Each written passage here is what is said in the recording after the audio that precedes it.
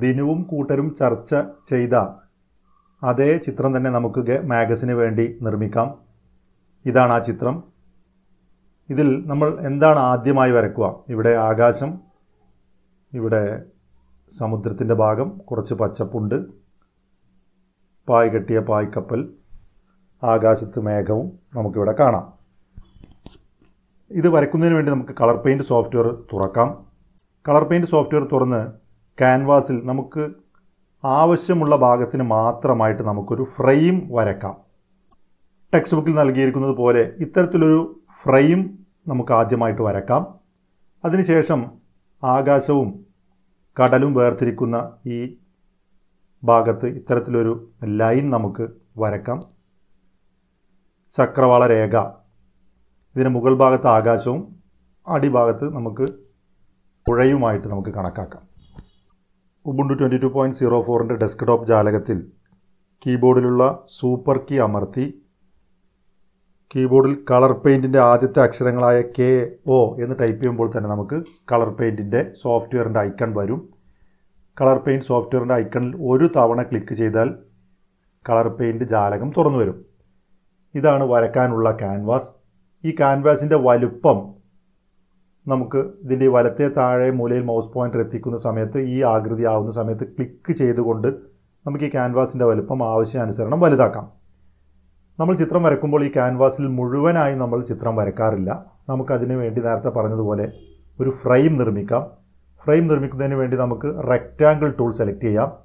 Rectangle tool select ചെയ്ത് നമ്മൾ frame മാത്രമാണ് വരയ്ക്കുന്നത്. അതുകൊണ്ട് നമുക്കിവിടെ ഫിൽ വിത്ത് ബാക്ക്ഗ്രൗണ്ട് വേണ്ട. നമ്മൾ ഒന്നാമത്തെ ഓപ്ഷൻ ഉപയോഗിച്ചുകൊണ്ട് വളരെ നേരിയ ഒരു ഫ്രെയിമാണ് നമ്മളിവിടെ വരയ്ക്കാൻ പോകുന്നത്.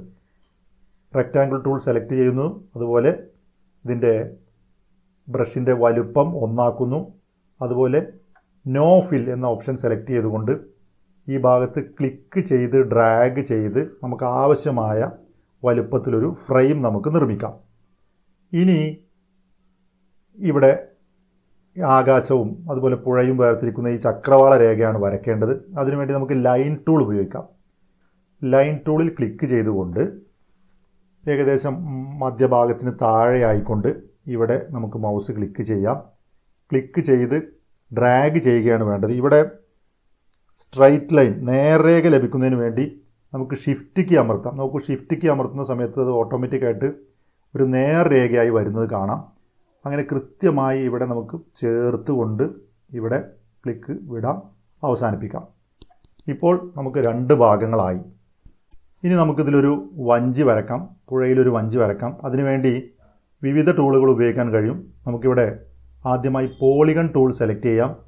പോളിഗൺ ടൂൾ സെലക്ട് ചെയ്തുകൊണ്ട് നമുക്കൊരു വഞ്ചിയുടെ രൂപം ലഭിക്കുന്നതിന് വേണ്ടി മൗസ് ക്ലിക്ക് ചെയ്യുന്നു, വീണ്ടും മൗസ് ക്ലിക്ക് ചെയ്യുന്നു, വീണ്ടും മൗസ് ക്ലിക്ക് ചെയ്യുന്നു, വീണ്ടും മൗസ് ക്ലിക്ക് ചെയ്യുന്നു.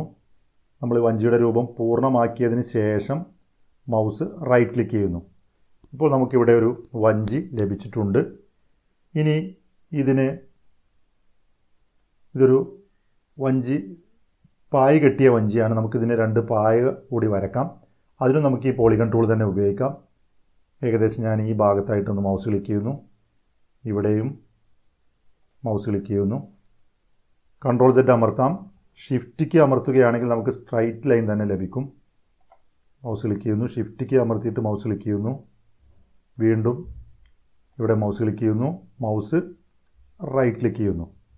രണ്ടാമതൊരു പായക്കൂടെ വേണ്ടിയിട്ട് ഇവിടെ മൗസ് ക്ലിക്ക് ചെയ്യുന്നു, ഷിഫ്റ്റ് കീ അമർത്തിയതിന് ശേഷം ഇവിടെ മൗസ് ക്ലിക്ക് ചെയ്യുന്നു, ഇവിടേക്ക് ഷിഫ്റ്റ് കീ വിടുന്നു, മൗസ് ക്ലിക്ക് ചെയ്യുന്നു, മൗസ് റൈറ്റ് ക്ലിക്ക് ചെയ്യുന്നു.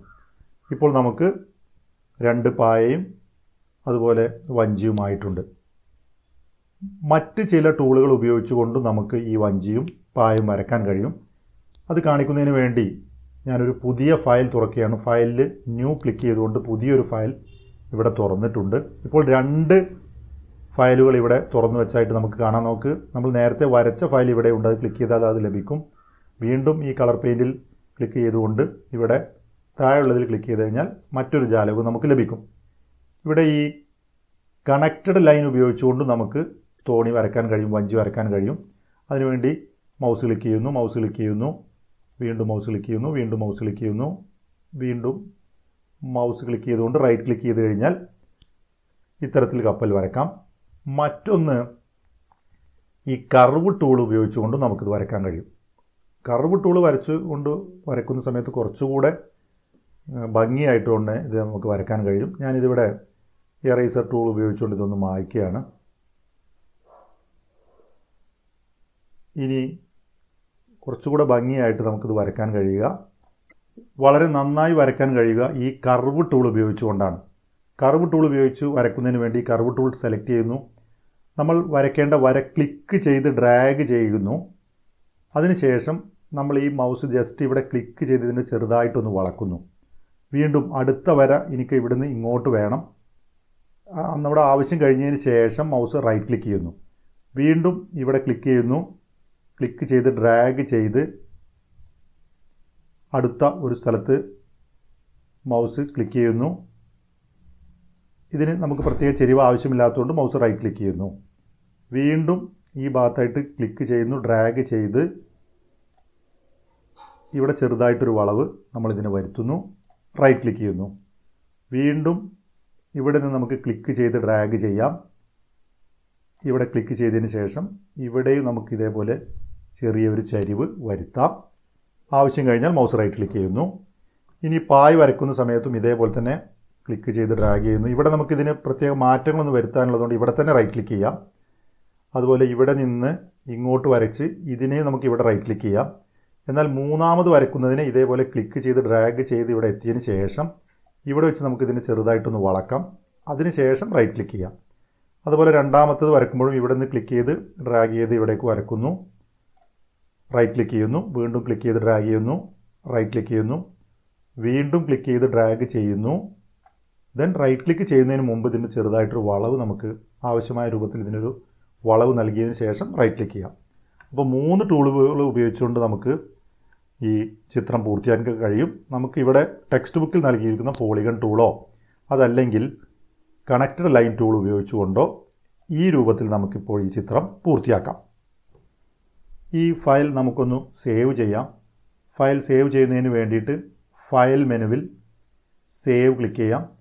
തുറന്നു വരുന്ന ജാലകത്തിൽ നമുക്ക് ഹോം ഫോൾഡറിലുള്ള സ്റ്റുഡൻസ് വർക്ക് 5 എന്ന ഫോൾഡറിനകത്ത് മാഗസിൻ എന്ന പേര് നൽകിക്കൊണ്ട് നമുക്കിതിനെ സേവ് ചെയ്യാം. സേവ് ക്ലിക്ക് ചെയ്യുന്നതോടുകൂടി ഇതിന് മുകളിൽ magazine.png എന്ന് വന്നിട്ടുണ്ട്. ഇപ്പോൾ ചിത്രം സേവ് ചെയ്തിട്ടുണ്ടാവും.